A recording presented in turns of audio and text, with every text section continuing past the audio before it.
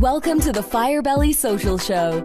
We're focused on talking to food and beverage brands that are on a mission to make the world better. Hey, everyone. It's Duncan here with another episode of the Firebelly Social Show. And this is a show that's a little different from some other shows where we focus and shine our light on founders and leaders of mission-driven food and beverage brands. So by just kind of like the way we set up the show, this is very different in terms of the guests we feature and the things they do. So I'm so excited that you're here. Thank you for tuning in. We got a great show lined up for you today with William Spencer, founder and CEO of H2Go. This episode is brought to you by Firebelly Marketing. At Firebelly, we help mission-based food and beverage brands bring people closer together through social media marketing.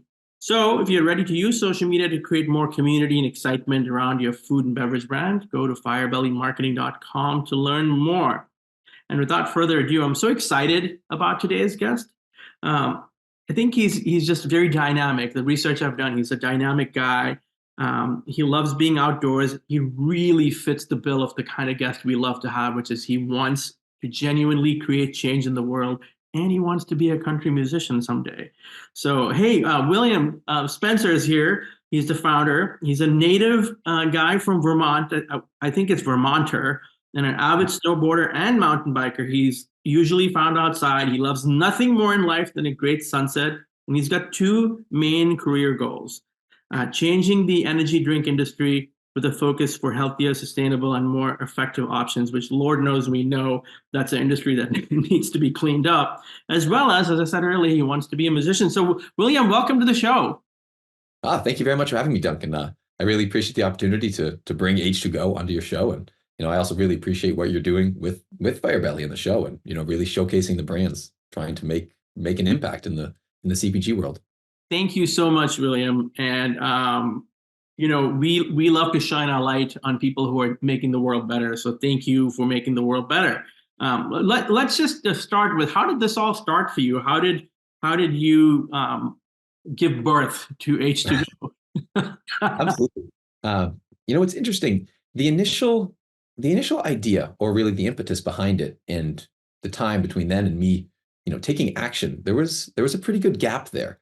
The idea really initially came from, I was actually at a college graduation party, and a friend of mine, his sister, had started talking to me about her idea for a coffee shop for, non-coffee drinks like caffeinated seltzers and whatnot. And, at the time I thought it was it was an interesting, cool idea. I didn't think much more of it at the time. I was in the process of getting ready to move to LA to work in the film studio and do the accounting and operations, behind the camera and get myself involved in that whole lifestyle. But, probably about a year into it, while I was living in LA, I was working part-time in a market, and, I was selling these pressed juices for $13 that, I just made for probably 76 cents worth of ingredients. And the beverage industry it was amazing to me. And that's when it really started to fascinate me. And probably about the same time when I really started to think about truly doing something on my own. And, that idea had certainly always been there. I do come from a family of entrepreneurs. My grandfather had started a trucking and logistics firm back in the early 1970s that my dad took over and ran for 30 plus years. And so I'd kind of always, I'd been in that environment, kind of had that in my blood, wanted to always pursue something on my own at some point, all the way back to kindergarten, riding the school bus. There was this one day I gathered a whole bunch of hats from the house, baseball caps, winter hats. I was like, I had no idea what was going through my mind at the time, but I got all these hats, I brought them on the bus, and I was just selling them to other kids, for a quarter, for pennies times. That's just the idea and process of selling. I wasn't even selling these hats for enough to buy a pack of gummies in the lunchroom later, but it's just the spirit of the business and the selling. I was, I loved it, wanted to do it. And, I didn't study computer science or anything like that. So tech was out of the picture, but, I knew at some point I was going to do something on my own. And that's the point where the beverage industry really started to, pique my interest. I'd always enjoyed building things, whether it be carpentry or videos and, motocross trails. Thought, why not try a company? At the time, I was young enough. I could still fail at that time and be right back where I started. I had no mortgage, no family, no risks or anchors. And that's the beverage industry was the direction I went. And, I'm not a coffee drinker. I didn't even try a sip of coffee until I was 27 years old. I was in Mexico on a trip with my girlfriend at the time, and that was the first time I'd ever even tried coffee. And I personally really don't like the taste of the big energy drinks, the Red Bulls, the Monsters, and not to mention how unnecessary and harmful the ingredients in those are. But my personal dissatisfaction with a lot of the caffeinated beverage options really led to, I think, realizing a broader problem and, not many healthy options in that caffeinated space. So, at that time, which was 6 years ago now, that's when the idea for this really began to take hold. And when I started to put some more tangible pieces to it. And again, at that time, the healthy energy space, it was a much smaller category, a very different landscape than it is now. There weren't as many non-coffee options.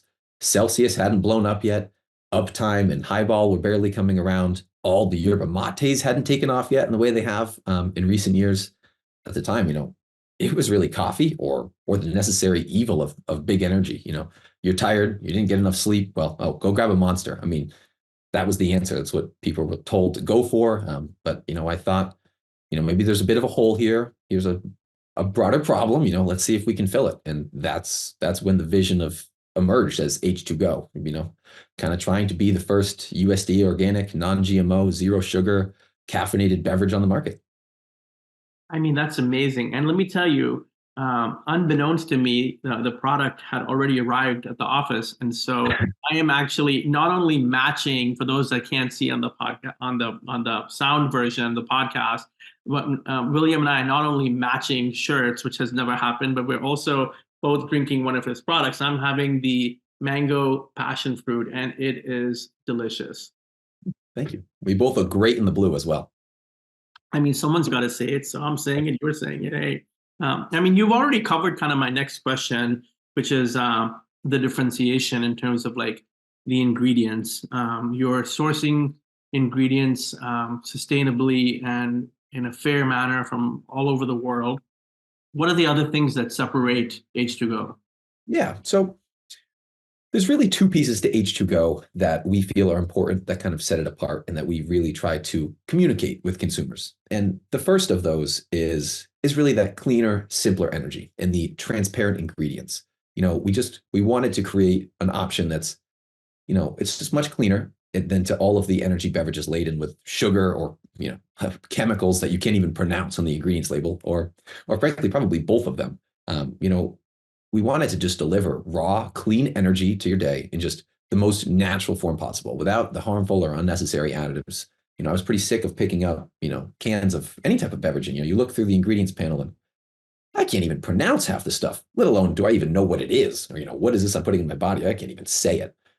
So the goal is really just to make something with just a few simple organic ingredients, fruit, water, caffeine. We don't need all this other stuff. We're told we need, taurine and bees and this and all, no, that's, we just wanted something very raw and natural. We valued the transparency of the ingredients. We wanted you to know what you're putting in your body so that you can feel good about choosing H2Go because of that. The other side is really the functionality of H2Go and the pure organic caffeine that we use that, comes from the shell from the green coffee bean. And these unprocessed coffee beans, they contain, naturally occurring antioxidants. And that's really what helps the lift and the fall of the caffeine delivery. Synthetic laboratory-made caffeine, which is basically what's found in most sodas and energy drinks, it's produced using harsh chemicals.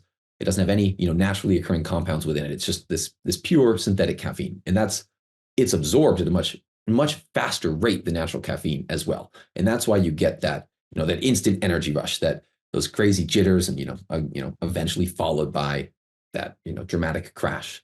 So with our organic caffeine, the adenosine receptors in your brain that signal the tiredness, the sleepiness, the vitamins and the antioxidants will also bind with those adenosine receptors, so that it's not just the full load of the caffeine from the very start, the way it is with the other ones. And that's what really balances that lift in the fall. And it's really how we can help people to avoid the side effects and just deliver a much steadier, more sustainable boost.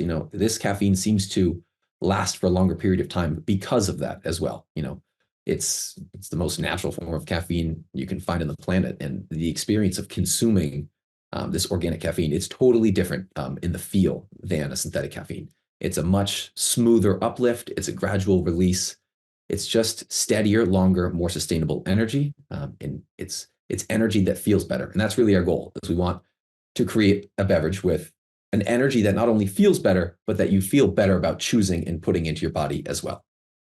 I mean, not to mention that I really get the mango. The mango taste just comes through so strong, and the can is just beautiful. It's a beautiful can, very well designed, and I mean, even today, water in a can isn't the norm, right? And I'm sure there was a choice and the reason behind that. Oh, well, there's certainly a choice behind that. And I'm glad you appreciate the design on the cans. A good friend of mine and our graphic designer, Isabel, created these, and they have been, I mean, they are amazing. The branding is probably the strongest piece of the product. So, very happy with what she's done with the brand and where we're at now. And the choice to the cans, I will say, we didn't start in the cans. Sustainability has always been not only a passion of mine, but a very strong point to the brand, and something that we value very much and have wanted to incorporate in our product, in our brand, in the direction of everything. I think, if you look at our product as a product, as a solution, it's caffeine, and it's arguably, it's our most important connection with plants. And it's certainly the most widely used substance in the entire world. And we feel that connection to the nature and the plants, it's important to take that into consideration, to give back, in that relationship as well. So with that sustainability effort, in the packaging, we actually began in Tetra Paks. So in carton-based, paper-based cartons, similar to Vita Coco or your boxed wines and your silk almond milks. And, the focus there was certainly, we're making this out of renewable materials, very low emissions, in the production of the packaging. We can ship this for, like 1/30th of the space that, cans or bottles or plastics would take up, a plant-based cap on them.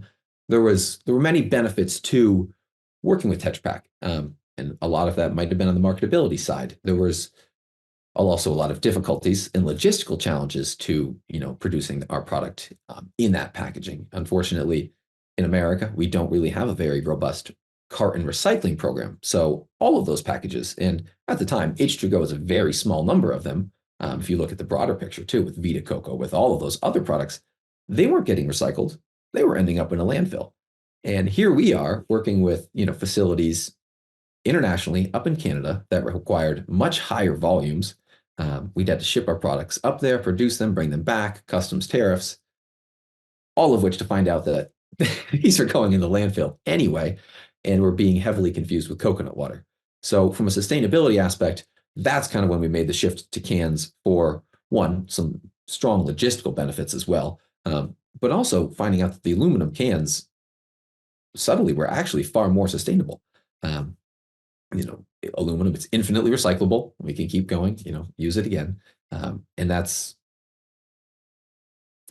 was the biggest piece of going to the cans. And, we've made a strong push to eliminate all plastics from our supply chain process, and specifically from our manufacturing and production process. And continuing that, we're working with our aluminum manufacturers and our can suppliers to try to source, our aluminum and our cans from previously recycled aluminum. So we're trying to keep that super cool chain going and use recycled aluminum within that as well. Yeah, that's pretty cool. Fuck plastic, right? Sorry, I had to say it. And I also noticed that 1% goes to the planet, which is super bold, and I love it. I mean, in an industry where people are fighting over, every single point, basis point, to give 1%, that's big. Yeah, absolutely. And, we're very proud to be partnered with 1% of the planet. We're very intentional about giving our proceeds to both protect our winters in the Vermont Nature Conservancy. So helping to protect our environment, the health of the climate, and have that focus be both globally, but also locally here at home in Vermont, and hope to, help help feel those impacts and help push those initiatives. And kind of to touch on that a little bit, I think what also helps us, work with our planet and give back is the way we source the caffeine and the good coffee growing practices. And with our supplier and our farms, with the Pure Caf team, we're very committed to these good coffee growing practices. And, that really involves, sustainable and ethical sourcing of our caffeine. I mean, we can trace and we can show exactly which plot of land our caffeine was grown in, under what conditions, the facility specifically that it was processed in before it was added into the H2Go production line. And these certified coffee farms in India, they are, incredible places. There's a lot of commitment to the farmers' health, to their welfare, to the fair wages. We actually have spoken with the team and met some of the people, the suppliers. So they're actually working with the farmers, helping them, build their housing, helping fund the farmers' children's education and their schooling. So there's a lot that's really given back and to support not only the ecosystems in the fair trade practices in the sustainable farming, but into the people growing this and into the future generations of them. And we, at H2Go, we're a lot of pride knowing that our partner is building those relationships with the farmers, with the planet, supporting both of them, and really just building stronger communities in those regions and in our, the farming areas where we're sourcing all of this caffeine from. Well, I mean, I have to say that it must be something in the water, because Vermonters just, I think there's so many great companies and great entrepreneurs from Vermont. I guess, you're you and your company are very tied into local culture. And how has that sort of like become a part of your company and infusing that spirit of community?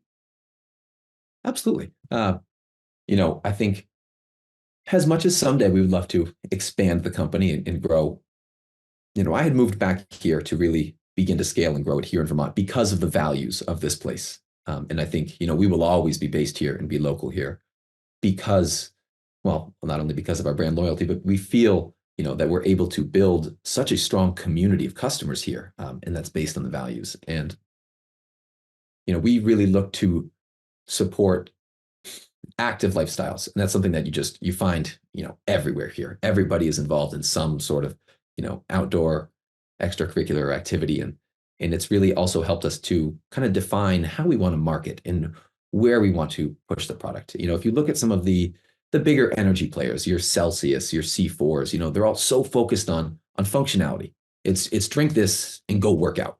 They're so focused on gyms and muscles and all of that. And that's a huge draw for them. And it's been great business, but it also alienates a lot of customers. And I think, that's really where we want to fit in. We want this to be more of a lifestyle product. How does H2Go fit into your daily routine? If you're going for a jog, you're going biking, maybe it's a day on the slopes, or H2Go is your ritual before hot yoga class.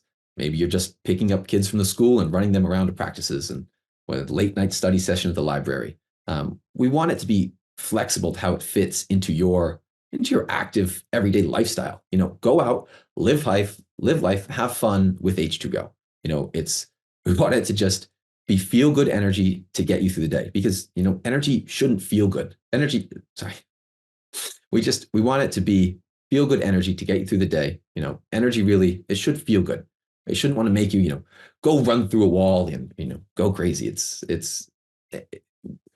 And yes, we want to market to specific demographics, but conscious not to alienate mass groups of customers. We want to, be a solution for everybody and be accessible, accessible to anybody looking for a simpler, cleaner energy. And I mean, it's beautifully put. I'm so fascinated by the way you run your company. What's the future look like for you? What's coming next? Wow, that's enough. That vision and that future has changed quite a bit, every step and every mistake and trial and error that we go through. So I guess I can speak to both some of the future product stuff we want to do, and then also kind of where we're at as a company and what is coming next. I think, we've got some grand ideas, certainly, for the future product innovations with H2Go. In the nearer term, we're looking to do a sparkling version of the product later in this year. So we'll have Super cool. the flat still water, which is, specifically differentiated. And again, actually, that's a big piece that comes from the Vermont port. Really focused on, the outdoor activity stuff. You're hiking, you're biking, you're skiing. And, a lot of, consumers don't really want to chug a seltzer and then go downhill mountain biking. So the energizing hydration piece of that is what's key, and really focusing on H2Go as a water product at its core. And it's hydrating, it's getting you ready for those activities with that subtle boost of that longer lasting sustained energy. And so that's the reasoning and the purpose behind it being a still flat water to begin with. However, many customers, they want their bubbles. So we are working on a sparkling version, which will be coming out hopefully later this year. In the summer, we have a few new flavors coming out, specifically a peach nectarine, which I'm very excited about. And then followed up with a lemon lavender, actually, which is a much softer, subtler flavor to those ones.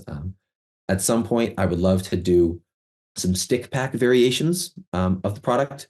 We can actually source even different caffeine with those that's truly extended release. So caffeine that's coated in a lipid bilayer that your stomach enzymes will break down over a longer period of time. And then that caffeine, which due to patents, we can't do in a ready to drink formula, but we could do in stick packs with powdered flavors. That would truly be an extended release caffeine. And that could be a very interesting market and product as well. But someday I really see this going kind of beyond beverages. I mean, I see a whole portfolio of products that are just simpler and cleaner than some of the everyday products that we take for granted. We want to give people everyday products to live well, to live clean, that are just simpler. And I think that could go well beyond just caffeinated beverages. So we will see, how far we can take that and where it goes.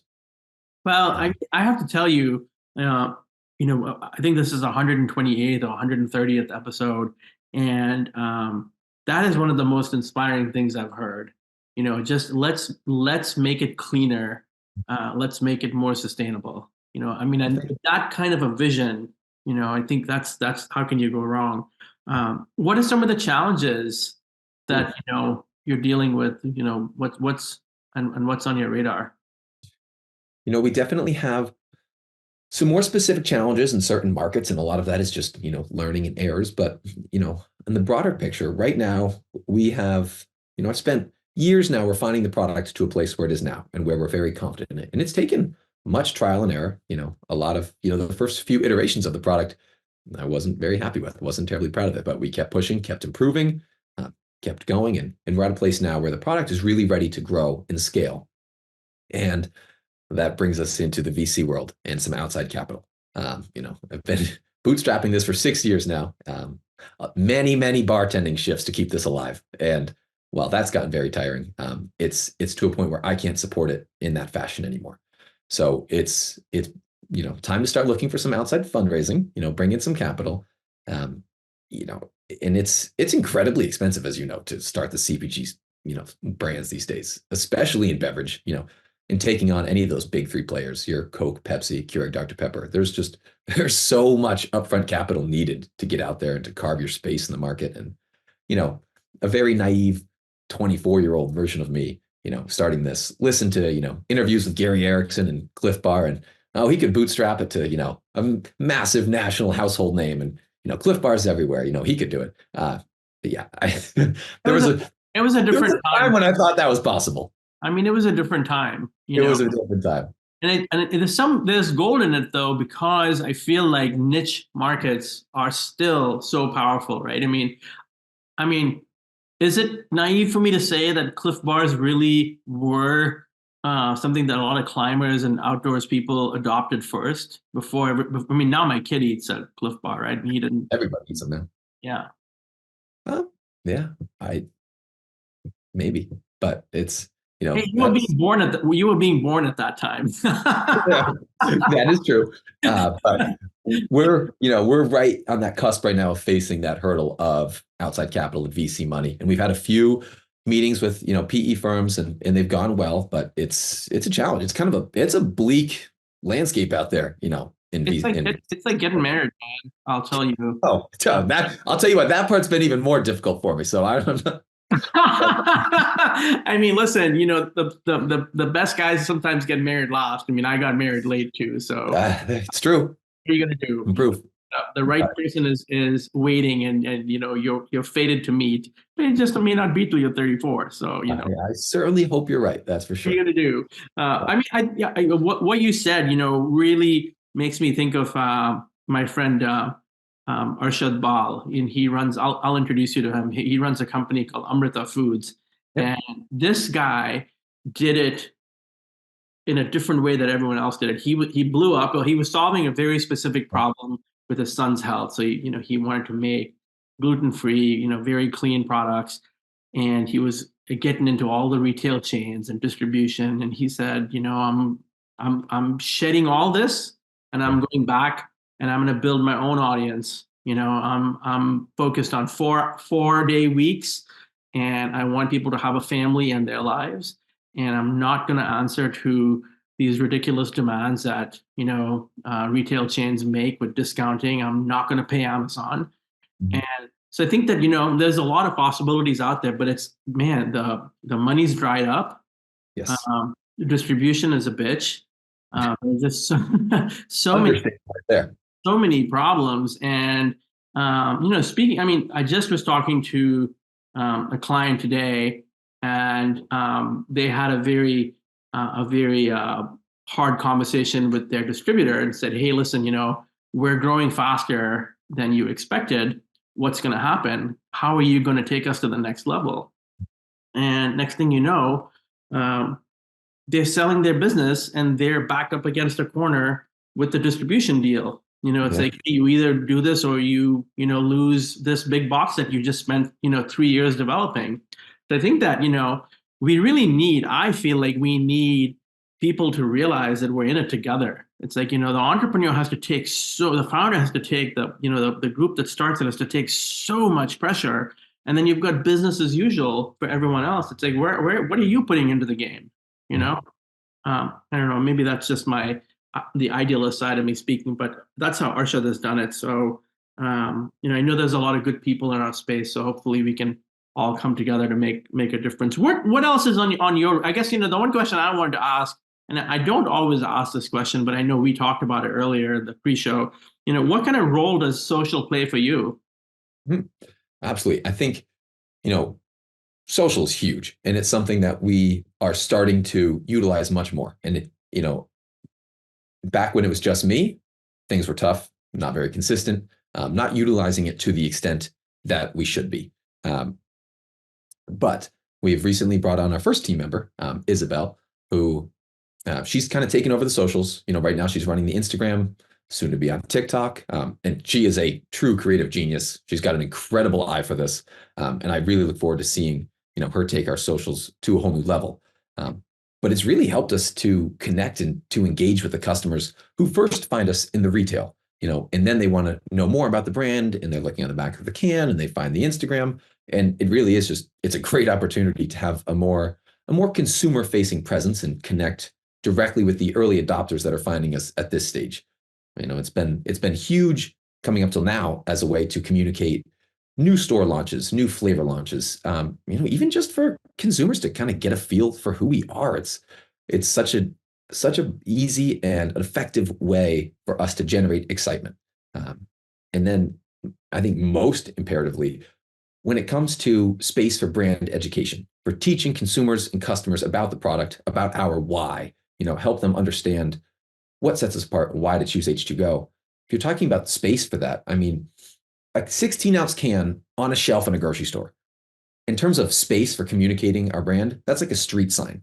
But when you start talking about our social feeds and our Instagram, that's more like a billboard in terms of space we have to communicate with what H2Go is all about. There's just so much more room to express, to speak. And it's such a great way to get that message, to get our brand across, to genuinely engage, with those customers. And I think what's really important to us as well in our socials is that brand authenticity. We really want to make sure we have a human element that you just don't get, with some of the big brands on there. And we want the socials to feel authentic. We don't want it to be overly branded and just a bunch of pictures of cans like some of the big guys.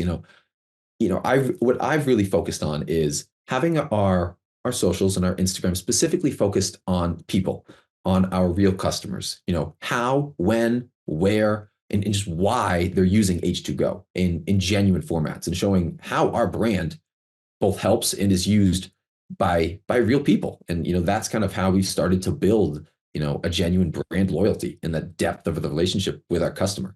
And that's really been huge to growing by just organic word of mouth, organic sharing on the socials, getting other users to generate content about H2Go, let alone just sharing our content with H2Go. And it's allowed us to partner, do collaborations with athletes, with brands, with even local university sports teams, and really just kind of broaden our consumer awareness around the brand so much more than just, a can on a shelf can do. So William, what would you say? I mean, you've had an incredible journey. You've started this earlier in your life than a lot of people do.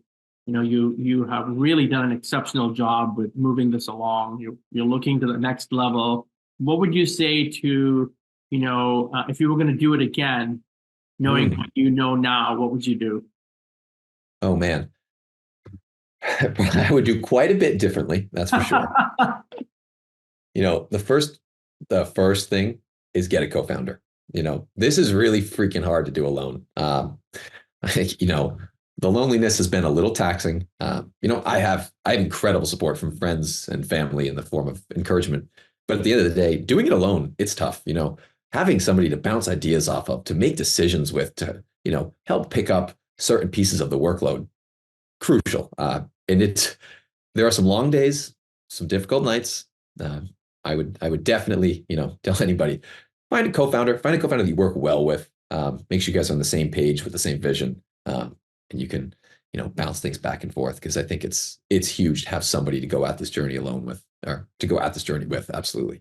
I mean, I'll say that, I started my company on my own, and I've had some exceptional people along the way, but I can understand what you're saying. And at the end of the day, when you've got someone that you can, and I'm fortunate, our vice president of our company rolls like a partner, so it's incredible to have that. But it is a lonely road, yeah.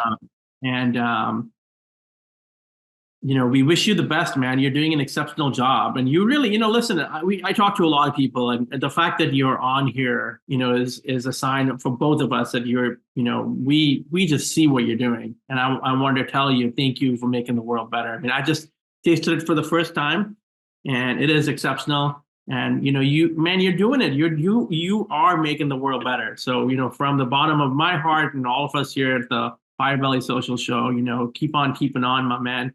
Billy, you keep going, son. Oh, thank you. I do appreciate that. Well, thank you so much. How can people find the product? Yeah, so we've got quite a few local, independent stores in northern New England, as well as Hannaford supermarkets. If you find those near you, we're available on Amazon. We're definitely available on our website, h2go.us. We got the promo code Firebelly15 will get you 15% off your order as well. Thank you. That's awesome. Yeah, but thank you so much for having me on the show. Thank you. It's been a great show, everyone. A thrilling dive into the world of H2Go energy with the trailblazer himself, William, aka Billy Spencer. If you're as amped up as we are, be sure to check out the website, follow them on social. And this episode was fueled by Firebelly Marketing, where we ignite passion for mission-based brands through social media. Head over to firebellymarketing.com to check it out. Don't forget to hit subscribe, leave a review, share the love. Until next time, maybe just go to your computer and order yourself some H2Go. I think that would make us happy and would definitely make William happy. William, my man, thank you so much. And thanks for making the world better. Thank you. I appreciate it. Thank you to everybody who took the time to listen. It's been wonderful. Thanks for listening to the Firebelly Social Show. We'll see you again next time, and be sure to click subscribe to get future episodes.